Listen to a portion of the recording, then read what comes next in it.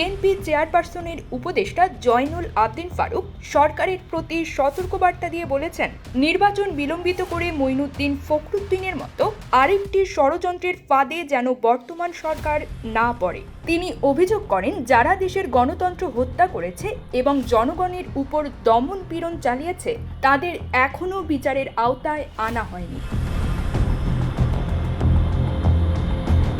শনিবার জাতীয় প্রেস ক্লাবের সামনে তৃণমূল নাগরিক আন্দোলনের আয়োজিত এক প্রতিবাদ সমাবেশে তিনি এসব কথা বলেন।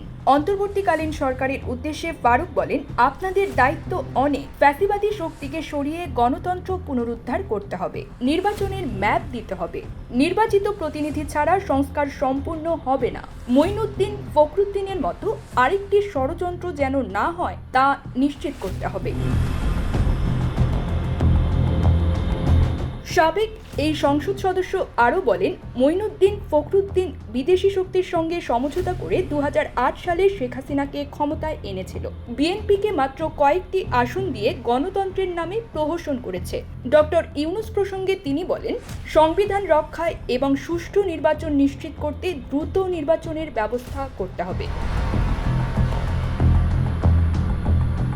2018, 2014 এবং 2024 সালের মতো নির্বাচনের পুনরাবৃত্তি চান না উল্লেখ করে তিনি বলেন, আমাদের নেতা তারেক রহমান স্পষ্ট বলেছেন, এমন নির্বাচন চাই যেখানে জনগণ তাদের পছন্দের প্রার্থীকে বিজয়ী করবে।